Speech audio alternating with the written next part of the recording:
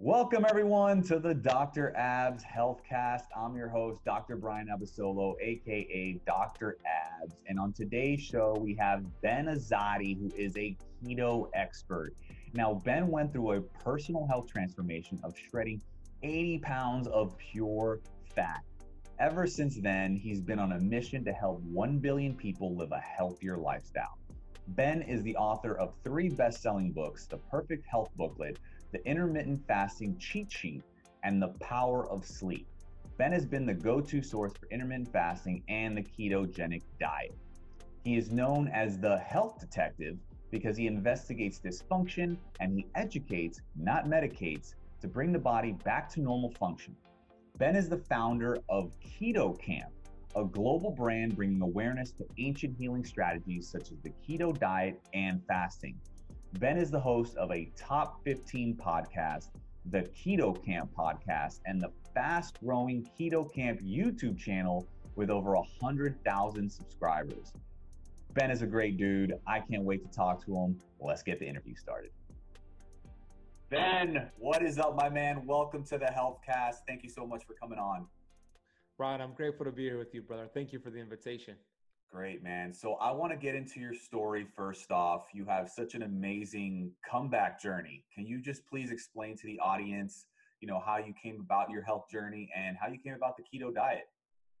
Yeah, people, they see me now in my videos and speaking on stage, and they think that, they assume that I've been a healthy, lean, skinny person for most of my life.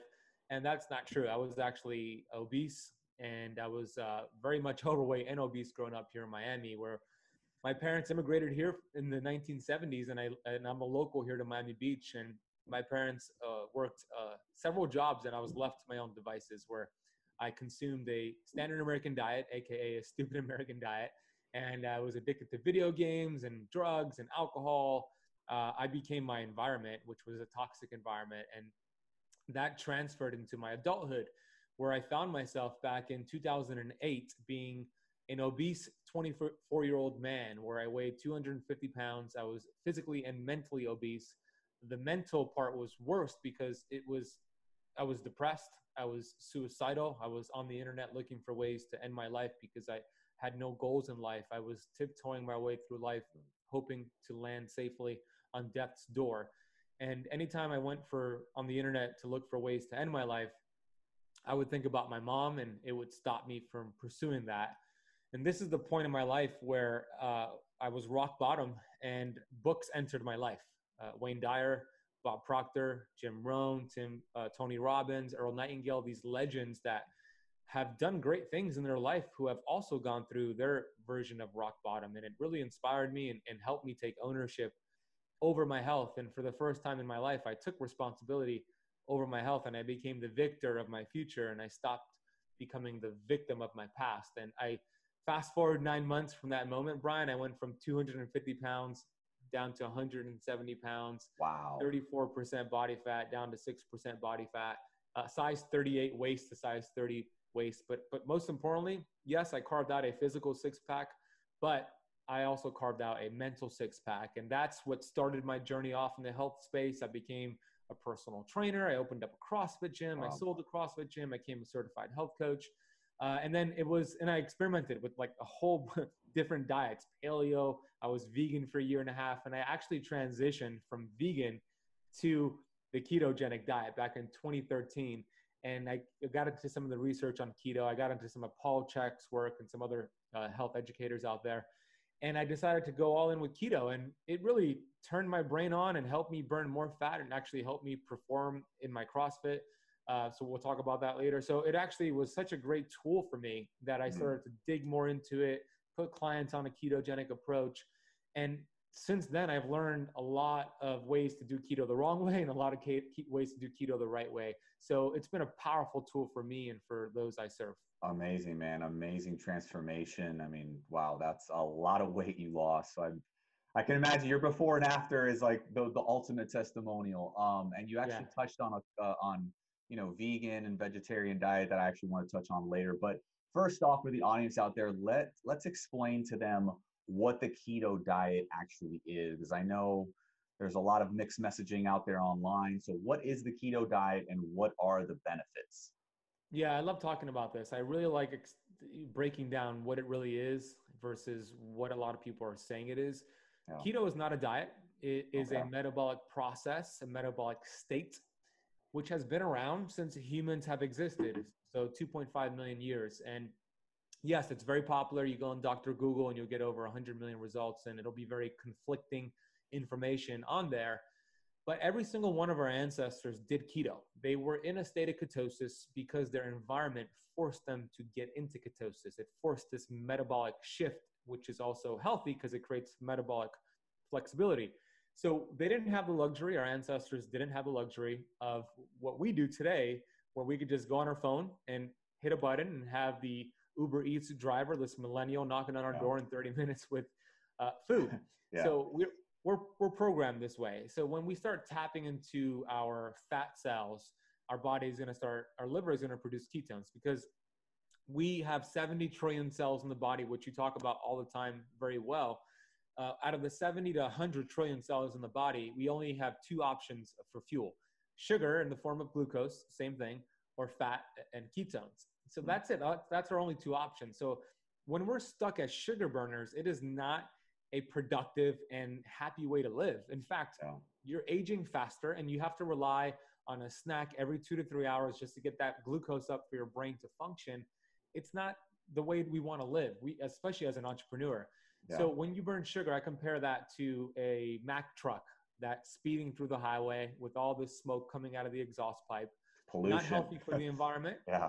Not healthy for the cellular environment. When we transition and we burn fat and produce ketones, I compare that to Elon Musk's Tesla: healthier for the environment, healthy for your cellular environment. So that's the difference between burning sugar and burning fat. Got it. So what would you say, because I mean, you just mentioned a little while ago, vegan, you were vegan. What made you transit? Like, was it something about, being a vegan that made you transition, or did you just try both and you said, hey, you know what, I function better on the keto diet?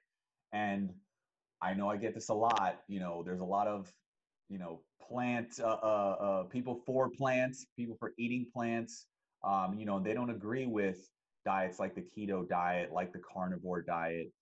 Can you talk to the audience about why you made that switch and what your expert opinion is on being vegan? Yeah, good question. A very important question. Look, I'm with them.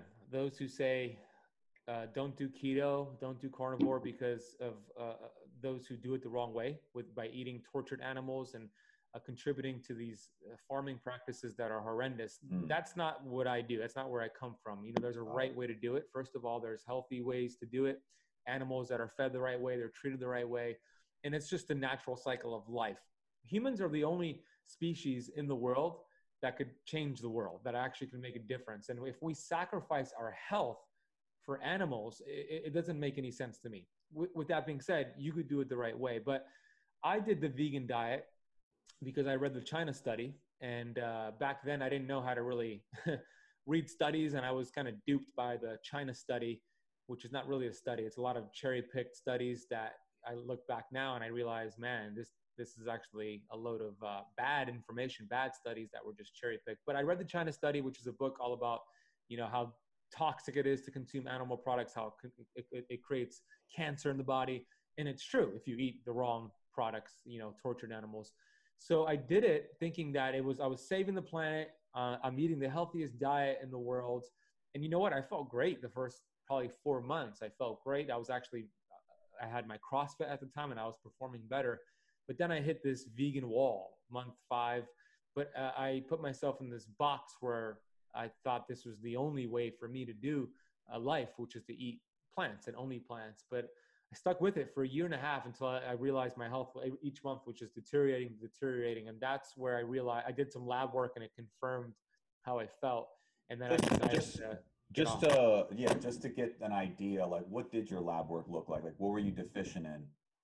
Well, I was my hormones were wonky. So my estrogen was up, my testosterone was low, my sex hormone binding globulin was high, meaning my body was the testosterone I was making was not being released to be for use, and the ones that were being released for use was being aromatized into estrogen. Yeah. So I was getting man boobs. I was my energy levels. I was sore from workouts like for days. So meaning my mitochondria was not adapting to workouts. So I felt it, and my lab work backed it up. Wow. Wow. Okay. And so, I mean, you touched on, what kind of like what the China study said, but, I've gotten a lot of concerns in my direct messages. They wanted me to ask you, what do you say to those who look to the keto diet, which is, a high fat diet, when it comes to easing their concerns about things like cholesterol and blood pressure and, other medical conditions? Yeah, this is perfect because I just did 40 days of carnivore where I had nothing but animal fat and protein, a whole bunch of saturated fat for 40 days in a row. I didn't have any vegetables, any fruit. So it was keto to another level. Yeah. And I did a comprehensive blood panel on day one. It was a $3,500 blood panel at retail, day one. And then I did it on day 40, my last day. So looking at my results, I just got them back. I haven't even really shared this much because I'm working on a video, but my C-reactive protein, which, as you know, is a assessment of a cardiovascular event. So a heart attack, a stroke, some sort of cardiac arrest, it assesses your risk for that. And that it's a high sensitivity C-reactive protein is one of the markers that I got. On day one, it was 1.2, which is pretty good. That's not optimal, but it's pretty good. On day 40, after eating nothing but animal fat and protein, saturated fat, no plants, no fruit, I cut that in half, more than half. It went down to 0.5, meaning by eating nothing but animal fat and protein and saturated fat for 40 days, I cut my cardiovascular risk in half. Wow. That's insane. So I know a lot of people are going to have trouble, fathoming that, just because they, everything that they've been told. But that's incredible. I mean, the proof is in the pudding right there. Exactly. And that's not the only marker I got done, right? My homocysteine dropped. My A1C dropped a point. My glucose dropped. My testosterone went up. My thyroid looked good day one and day 40. But my cholesterol went up. It shot up. My HDL also went up. My LDL went up. But here's the deal. There was a Harvard study that showed more people die from heart attacks and strokes with normal to low cholesterol than with high cholesterol. So many people give cholesterol the bad rap because of Ansel Keys back in the day, this scientist who kind of duped the world. And we have conventional doctors. I'm not bashing them, but we have conventional doctors regurgitating this information that we have been proven to be false, but it's been accepted as truth. Because what they did back then in the 1950s, they did autopsies on these individuals who had heart attacks and strokes, and they were deceased. And they found that these individuals had a tremendous amount of cholesterol in the arteries. And they thought, oh, well, that means the cholesterol caused the heart attack. But that would be like showing up to a building that's on fire in a neighborhood. And every time you show up to buildings that are on fire, you see the firefighters there and you blame the firefighters for the fire. No, it doesn't work that way. Cholesterol is a Band-Aid. It's a healer. It was there to repair the root cause, which is inflammation.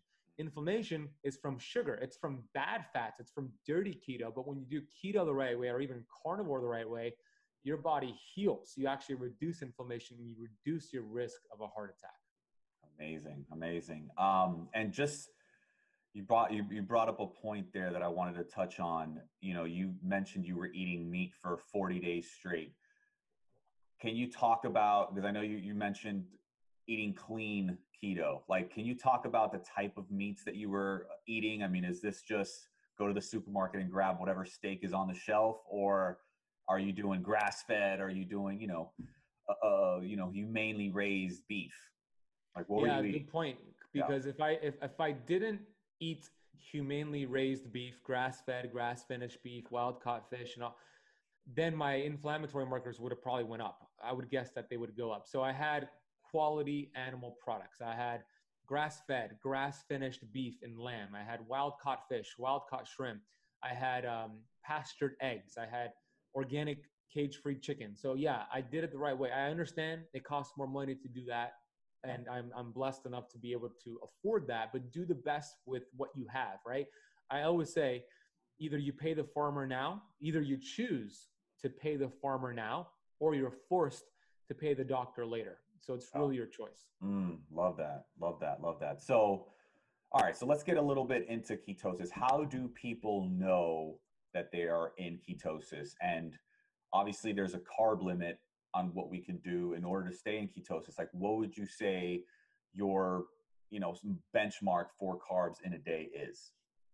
Yeah, in general, if you reduce your total carbs to below 50 grams while you're increasing your healthy fat and protein, you should be in ketosis. Now, with that being said, if you are a pure sugar burner right now, you're probably consuming 300, 400 grams of total carbs per day, which I was when I was overweight. Then you want to slowly start decreasing the carbs while you start increasing the fat and the protein. Eventually, what you want to do is drop the carbs low enough to go below 50 grams. This is an important point because a lot of people, they think keto is about eating a whole bunch of fat, eating cheese and bacon.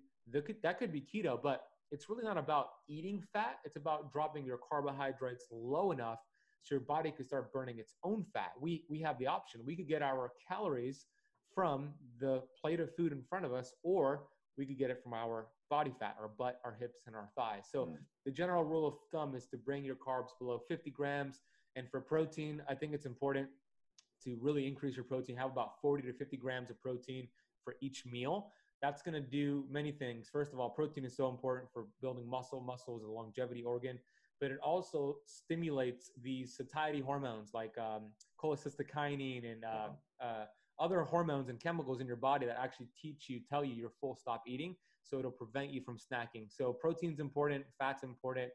And then you would know you're in ketosis by the way you feel. Of course, if you have more energy levels, if you skip a meal and you actually feel better, that's a good sign. But the most accurate way to know is to test. You could test your blood glucose and ketones. I like Keto Mojo. They're a good company. If your ketones hit 0.5 or higher, you're in ketosis. So that's how you know. Okay. And there's also the urine strips that you could do that way as well, correct? Yeah, you could do urine, but urine is not accurate because it's only going to be accurate probably the first couple of weeks. But once your brain is efficient at using those ketones, it won't show up in the urine. So I don't like that as a marker. Got it. So more or less, as far as the breakdown in the macronutrients between the fats, the proteins, and the carbohydrates, like what's the ratio more or less? Is it like a 70, 75, 25, 5% carbohydrates? Is that more or less where you want to have it? Yeah, I don't really focus on those percentages, but if somebody wanted to know, just to give me kind of a guideline, 75, 20, and 5, right? So 75% from fat, 25% from protein, 5% from carbohydrates. Yeah. Got it. Now, for somebody like me, like I love my protein, so I would want to push that up a little bit. I mean, is that right? For those that want more protein, is that something that could potentially be turned into sugar, or it'll cause, you to get out of ketosis by any chance? If you would have asked me this question 2 years ago, I would have said, too much protein will knock you out of ketosis. It's going to create too much gluconeogenesis. But I've come to find that you need to have an excessive amount of protein in just a very acute setting, like within 30 minutes to have that effect. Now, protein will stimulate insulin, but it's a phase 1 response and it will create some gluconeogenesis.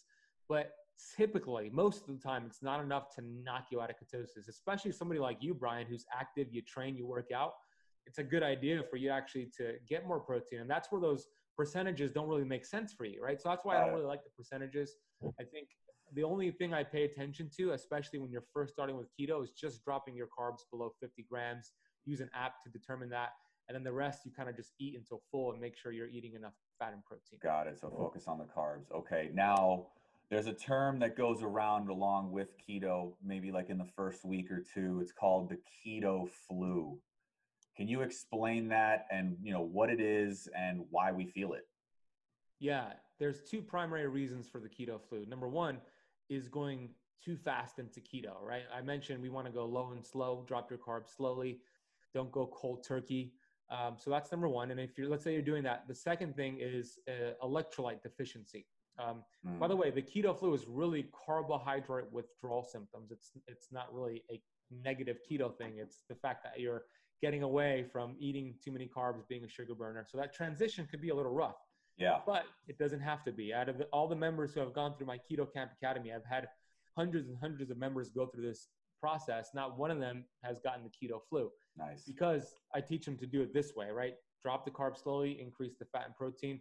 The second thing to understand is that when you are a sugar burner, your kidneys are holding on to a lot of water weight, excess water weight. So that's why you feel bloated, you look bloated, and you just don't feel so good. When you now start transitioning into keto, your kidneys are going to release a lot of excess water weight. You're going to feel lighter, you're going to look lighter, so that's a good thing.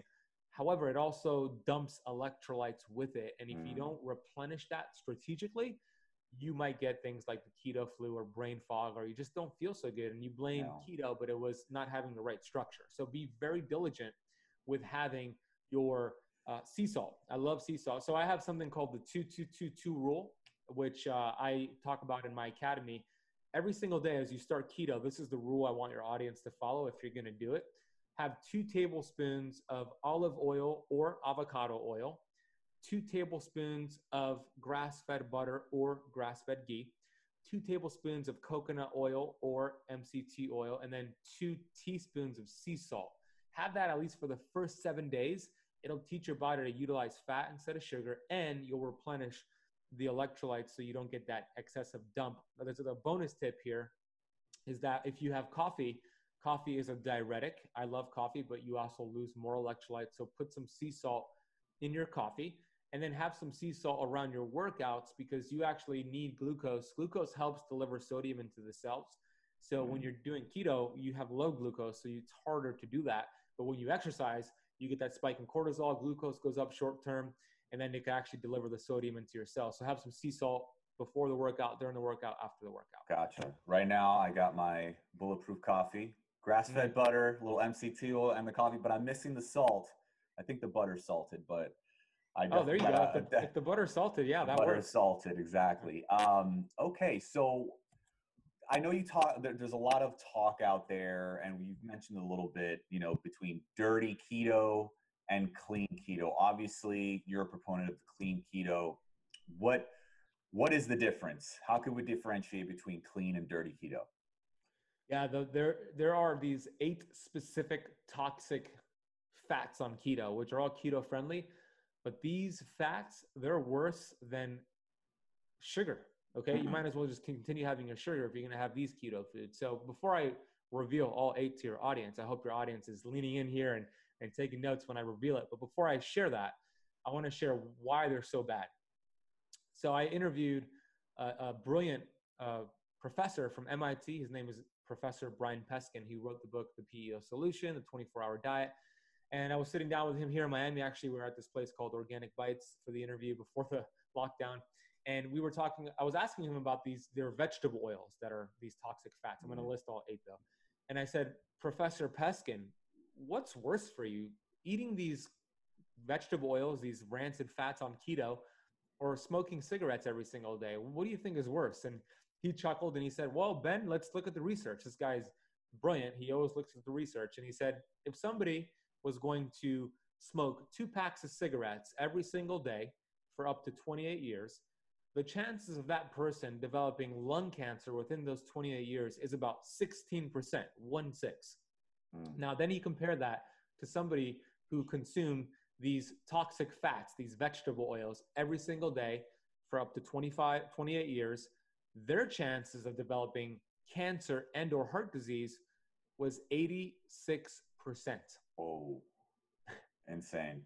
Insane, right? Yeah. So in this comparison, it makes vegetable oils worse than cigarette smoking. And in fact, your body cannot burn these fats for energy. They get stuck on these integral membrane proteins on our cells, these receptor sites. And now your hormones, your fat burning hormones can't get in. Your T3 hormone can't get in. And if you don't fix that cell, you're not going to get well. And what causes cell membrane inflammation are these toxic fats. In his book, he has something called the Iowa study, and it showed somebody who had these toxic fats, it created 132 days of cellular inflammation.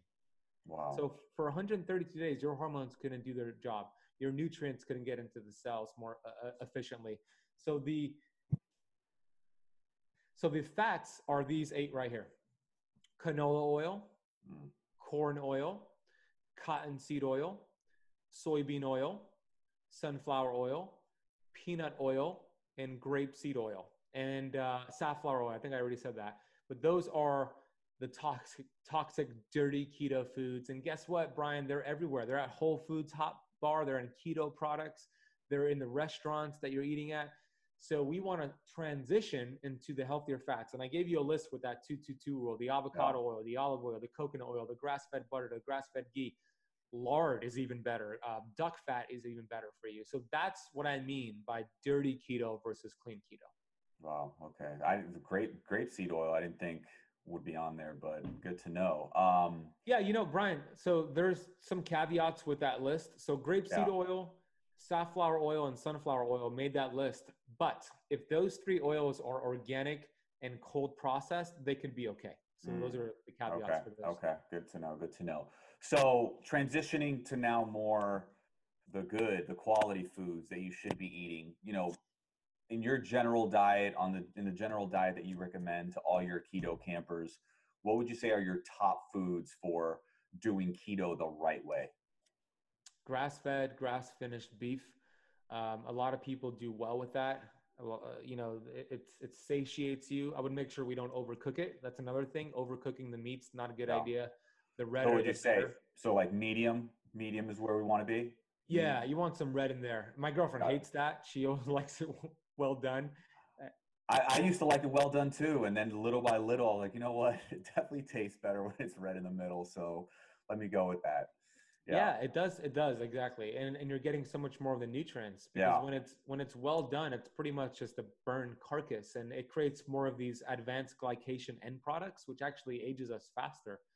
So we don't want to burn and charcoal and even barbecue too many of our meats. It'll create an issue. I just interviewed Dave Asprey from Bulletproof a couple weeks ago, and he was talking all about this, how it's one of his pet peeves that people who even do keto and they're eating the right keto foods, they're barbecuing their meats, they're char grilling, they're just overcooking it at high temperatures, which creates these advanced glycation end products. So we don't want to do that. So to answer your question, before I get off track here, is grass-fed, grass-finished beef. Eggs, egg yolks are just so healing. If your body could tolerate eggs, are great. And then this one is something that I don't consume in the food form, but I have supplementing with it, which is liver and organ meats are like Mother Nature's multivitamin, but I just can't tolerate it, so I supplement with it. Got it. So that comes like in a capsule form. Yeah, exactly. Okay. It's tasteless. Do you know, like just to mention out there, do you know the company? Drop the name of the company that actually sells the supplement. I use Paleo Valley's Organ Meat Complex, and I have a coupon code. It's Keto Kamp 10 if you want 10% off. Nice. Okay, appreciate that. So, for somebody like me, I get really lean off keto. I lose a lot of body fat. Obviously, that's why a lot of people love it. But also for somebody like me, I don't want to lose too much muscle mass. So, is there such a thing as a quote unquote keto bulk? And can you actually gain lean muscle while being on keto, since it's such a high fat burning diet? Yeah, and I'd love for you to share with me and your audience how you're doing, because you're about 10 or 12 days in keto, right? Yeah. I mean, I feel great. I mean, obviously I'm drinking my bulletproof coffee. My mind is really sharp. That's probably one of the best perks, just like I'm on, and I really don't even need to have food in my system. I'm actually combining that with a little intermittent fasting. So I'm doing a 16-8. I wake up, drink the coffee, and now all of a sudden I'm not eating till like 1 or 2 in the afternoon. And then right when I eat, it's a full-on keto meal.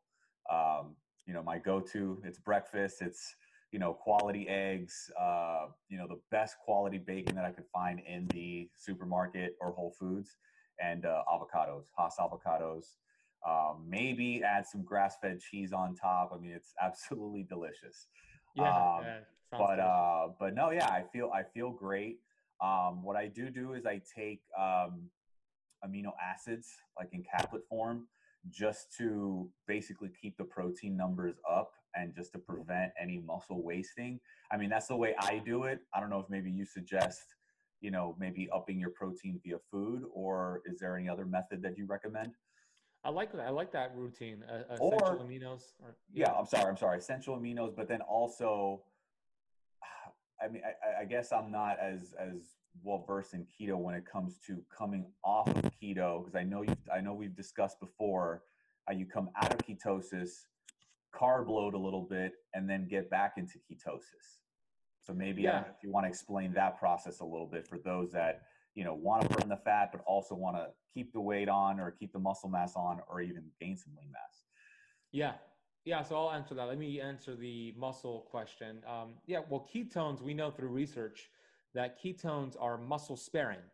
So it actually helps you preserve muscle. I interviewed a gentleman from Tampa, Dr. Ryan Lowry, who wrote the book, The Ketogenic Bible, and he has the website ketogenic.com. And he shared some of that research when I interviewed him, and he put CrossFit athletes through a series of ketogenic lifestyle versus those who didn't do keto, and they actually outperformed the ones who did keto outperformed those who didn't. And when you combine it, by the way, with fasting like you're doing, you get the benefit of the human growth hormone, which is also muscle building, muscle preserving, and fat burning and anti-aging. So it's just all great things there. With that being said, you can hack the system here if you are really active, and if you want to put on a lot of size and performance.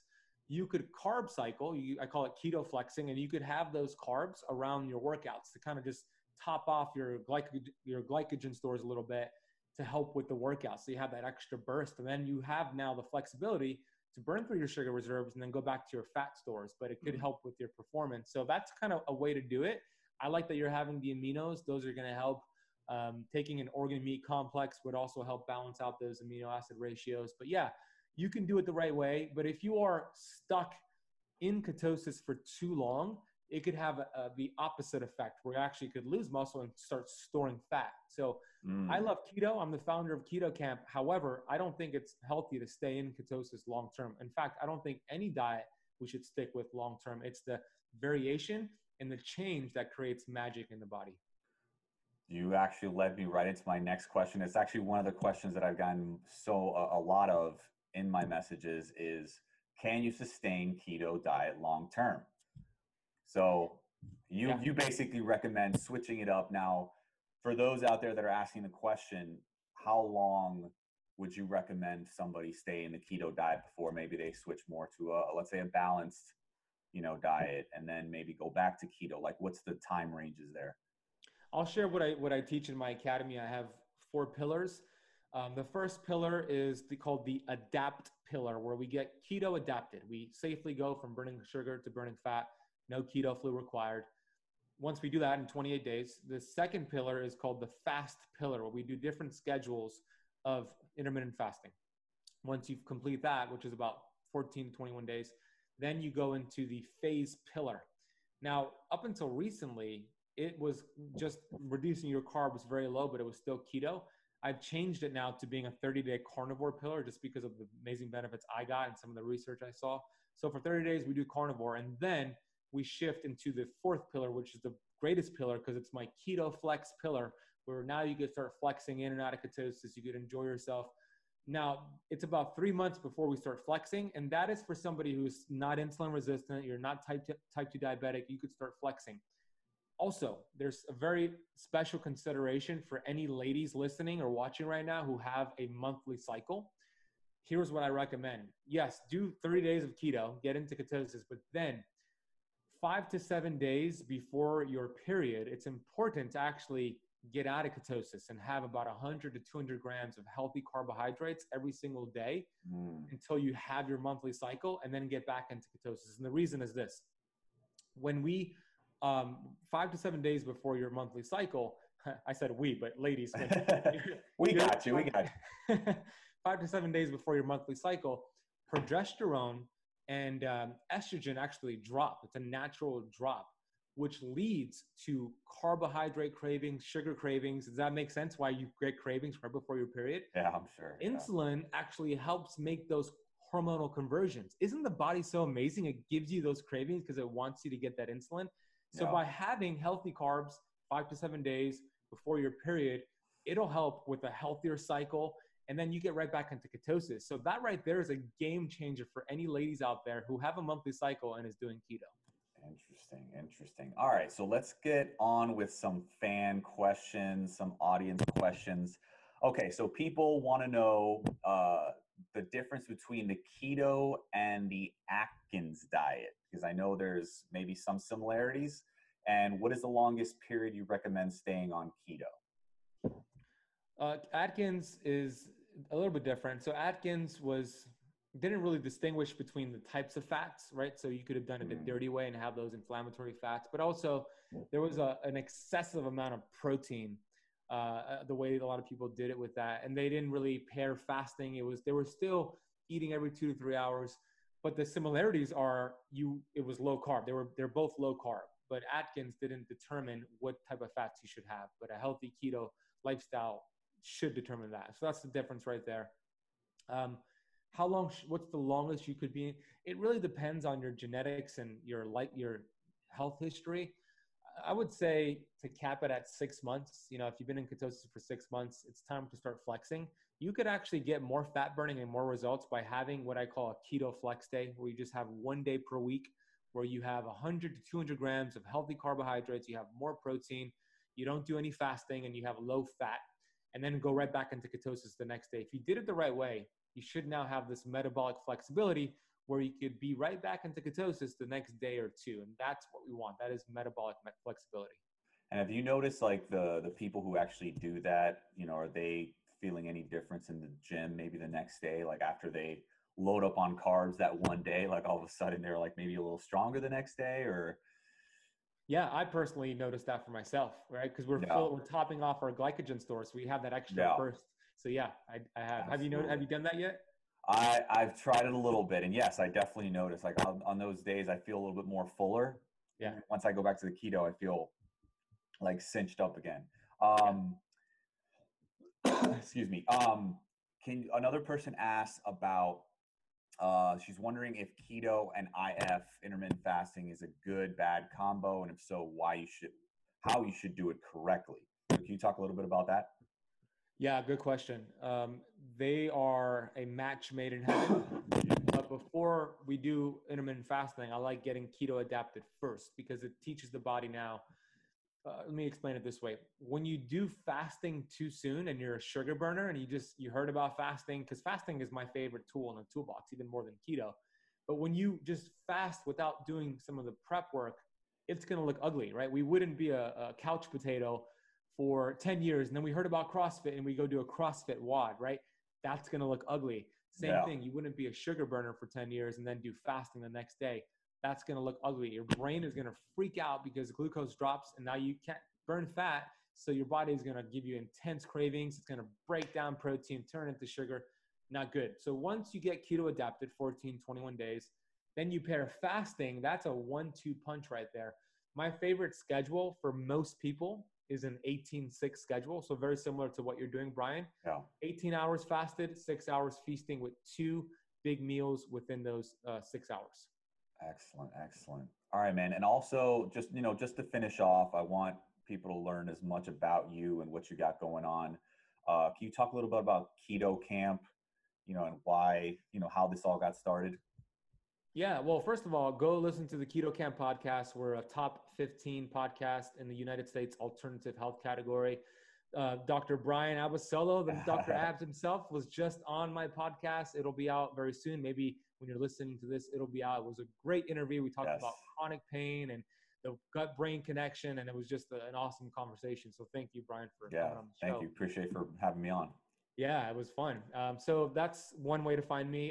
Keto Kamp, we're on a mission at Keto Kamp to educate and to inspire 1 billion people on planet Earth, to teach the world that the human body is the world's greatest healer, the world's greatest physician. We have this innate intelligence within us that all chiropractors talk about, right?